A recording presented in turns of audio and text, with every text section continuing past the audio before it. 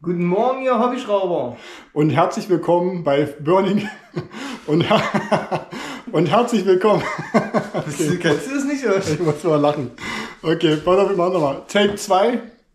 Guten Morgen, ihr Hobbyschrauber. Und herzlich willkommen bei Burning Feet Adventures. Heute mit einem Video aus der Schrauberhölle. Na, heute ist ein wichtiger Tag. Ich bin hier heute bei meinem Bruder und meinem Chefmechaniker des Vertrauens. Und wir werden die Teneri 700 jetzt vorbereiten für mein nächstes großes Projekt. Und zwar die Tour nach Afrika. Und dafür haben wir heute unheimlich viel zu tun. Wir haben sehr viel auf dem Zettel. Und was wir tun werden, das zeige ich euch jetzt vorne auf der Werkbank. Für Afrika werden wir den größeren Tank von der Service montieren. Der hat ungefähr 22 bis 23 Liter. Wir haben vor, einen neuen Kupplungszug einzusetzen. Es kommt ein komplett neues Kettenkit drauf, also Rieze, Kettenrad und Kette. Wir werden die Bremsen entlüften, neue Bremsflüssigkeit reinmachen. Wir versuchen noch von der Service diese Frameguards zu montieren. Natürlich gibt es auch noch einen Ölwechsel, also komplett neues Öl für die Tour, weil die Tour wird ungefähr 10.000 Kilometer sein, vielleicht sogar noch ein bisschen mehr, und dafür brauchen wir frisches Öl und Ölfilter. Dementsprechend werden auch die Bremsbeläge komplett erneuert. Und hier ist jetzt schön verpackt, habe ich von Carpeter so einen Bluetooth-Controller, das heißt, den werden wir auch noch montieren und vielleicht noch ein bisschen was im Navigationssystem machen. Ja, also seid gespannt, wir nehmen euch jetzt mit auf die Reise durch die Schrauberhölle. Ja, nochmal eine Einblendung vom Chefmechaniker.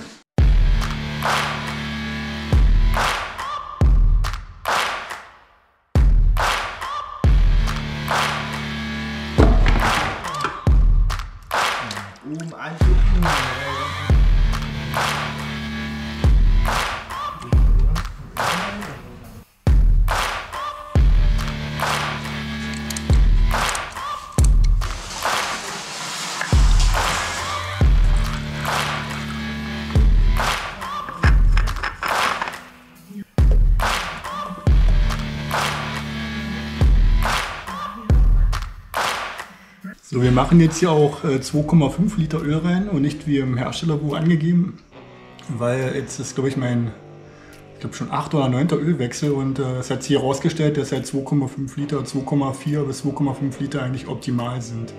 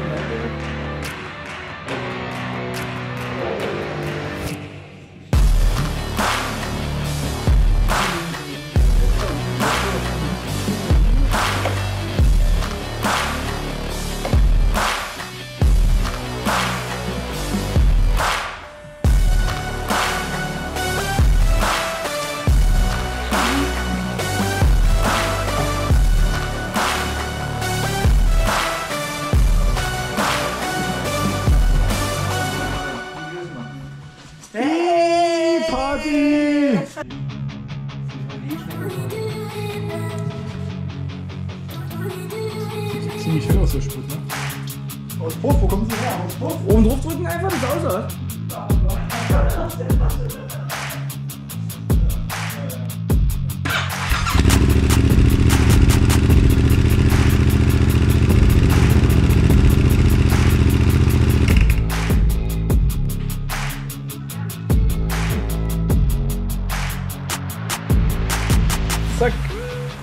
Afrika 2023.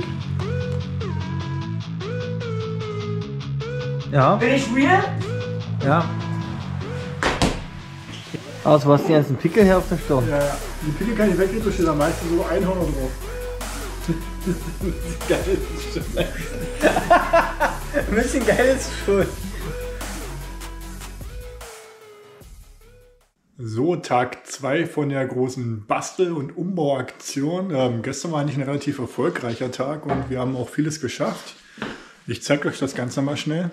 Und zwar haben wir jetzt hier den Controller verbaut von Carpeita. Damit wird dann das Navi, in dem Fall mein Smartphone, was ich hier vorne anbringe, auch gesteuert. Ich habe von Adventures die Halterung montiert hier an der Mittelstrebe, an der 12 mm Strebe, um halt nochmal ein paar Kamerawinkel dazu zu bekommen, um auch noch ein paar schöne Videos zu erzeugen von der Afrika-Tour. Wir haben einen neuen Kupplungsbordenzug verbaut und haben den alten noch parallel liegen lassen. Das heißt, ich habe jetzt noch einen zweiten Kupplungszug, falls einer mal reißen sollte. Ich meine, die Wahrscheinlichkeit ist super gering, aber falls einer reißen sollte, gibt es halt einen parallel verlegten zweiten Kupplungszug und der hilft dann erstmal weiter. Wie man hier ganz gut sehen kann, ist der Service-Tank jetzt montiert. Ich persönlich finde, dass das echt ganz cool aussieht. Also es passt wirklich zum Motorrad. Von der Passform war das okay. Also man muss ehrlich zugeben, ich habe den ein bisschen straff drauf bekommen. Das liegt aber primär daran, dass ich hier vorne auch den Lenkungsdämpfer von Scott verbaut habe und der hat ganz leicht Kontakt, aber behindert jetzt natürlich nicht die Funktion. Also man kann den Lenker ganz normal drehen. Ist minimal Kontakt, aber ist jetzt nicht wirklich ein Schleifpunkt oder irgendwie ein großer Widerstand. Und von daher ist der Tank halt ungefähr einen halben Zentimeter zu weit hinten montiert, als es eigentlich optimal wäre. Und dadurch war auch ein bisschen mehr Spannung auf den Seitenpaneelen, auf den Seitenplasteverkleidungen. Aber ich habe alles dran bekommen. Und heute geht's weiter. Zweiter Umbautag. Es gibt ein neues Kettenkit. Das hinten ist eigentlich noch ganz gut. Aber für die, ich sag mal, über 10.000, ich glaube, es werden so um die 14.000 Kilometer werden mit An- und Abreise, will ich jetzt in der Wüste auch keine Risiken eingehen. Dann kommt halt ein kompletter neuer Kit drauf. Wir werden noch die Bremsen entlüften, das heißt neue Bremsflüssigkeit rein, entlüften. Wir werden die Bremsbeläge austauschen, vorne und hinten. Ja, und nochmal alle Lager und Bolzen kontrollieren auf Schmierung und auf Schäden. Und das war es dann eigentlich schon. Hier kann man ganz gut sehen, hier ist der zweite Kupplungszug, den habe ich einfach hier zwischengelegt und da stört er auch nicht. Bei dem Servicetank habe ich den abschließbaren Tankdeckel verbaut mit einer eigenen Entlüftung. Und wenn man das macht, muss man natürlich diese Originalentlüftung hier verschließen mit einem Pfropfen. Was wir jetzt im Umbau gemerkt haben, ist, dass bei mir diese kleine Feder hier gebrochen ist. Das heißt, da werde ich mir noch eine besorgen müssen vor Abreise und die austauschen. Ja, ist jetzt nicht groß dramatisch, aber ich werde das auf jeden Fall noch beheben müssen. Die Originalhupe, die bei mir ursprünglich weiter nach oben verlegt war, mussten wir dann nach unten verlegen. Aber gut, so ist es. Da der Servicetank von den Flanken natürlich weiter nach unten reicht, war jetzt dafür kein Platz mehr. Stört mich jetzt primär auch nicht, kommt natürlich mehr Dreck rein und sieht ein bisschen hässlich aus. Aber es ist halt nur ein optisches Ding. So, hier steht schon der neue Reifen. Den werde ich jetzt für diese Tour aber nicht montieren, sondern da kommt wieder von Heidenauer der K60 Ranger drauf. So, hier hat mein Chefmechaniker gestern noch einen zweiten Stecker montiert, einen sogenannten Deutschstecker von Caterpillar. Und damit kann ich dann problemlos in dem Fall zum Beispiel das Garmin Sumo anstecken. Einfach nur rein, zack, ist wasserdicht, funktioniert wunderbar. Liegt hier und kann auch für andere Navigationsgeräte oder als USB-Steckverbindung genutzt werden. So, der Lenkeinschlag ist auch kein Problem.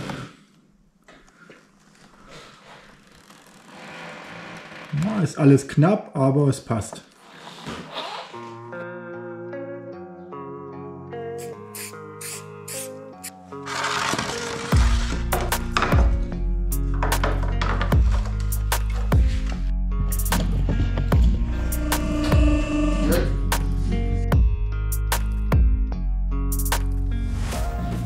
Also das Riezel vorne kann man schon mal auswechseln. Das war jetzt nicht die schlechteste Entscheidung. Der dritte Mitarbeiter hier, der verursacht nur Stress. Ja, krieg ich auch schon. So, mein Chefmechaniker meinte gerade, der Kettenkit hat es auch schon fast geschafft. Ne? Also die Entscheidung, das nochmal auszutauschen vor der Tour, war echt wichtig und richtig. Umso weniger Stress hat man dann in Afrika. Weil da ist mit Ersatzteilversorgung natürlich ganz, ganz schlecht.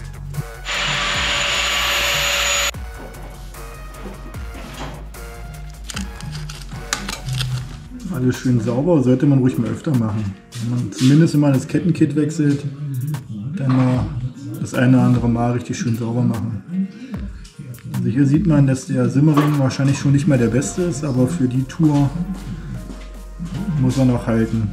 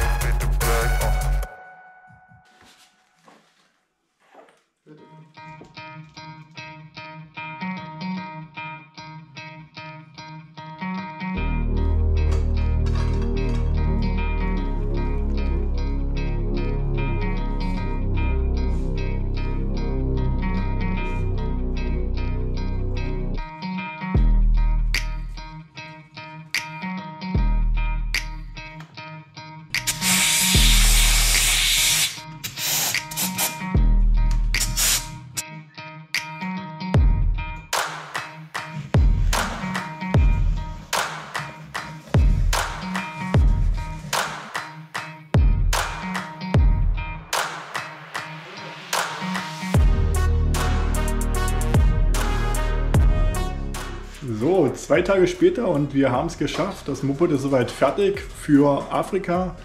Das Einzige, was jetzt noch kaputt ist, was noch repariert werden müsste, sind halt einige gebrochene Feder am Seitenständer und einer vom Kupplungshebel. Ja, dann gibt es noch einen Satz neuer Reifen in Garmisch-Partenkirchen und das war's dann eigentlich. Ja, dann kann die Tour starten. An dieser Stelle nochmal ein ganz, ganz großes Dankeschön an meinen Bruder und Chefmechaniker des Vertrauens, der meine Motorräder seit über 4 Jahren auf meine Fernreisen vorbereitet, ohne dass ich auch nur ein einziges Mal liegen geblieben wäre. Also, Freunde der gepflegten Motorradunterhaltung, wenn ihr sehen möchtet, wie ich das Thema Navigation, Wasser- und Spritversorgung in der Wüste gelöst habe, oder ihr meine Reise in Afrika verfolgen möchtet, dann vergesst nicht, den Burning Feet Adventures Kanal zu abonnieren und dieses Video zu liken. Stay tuned!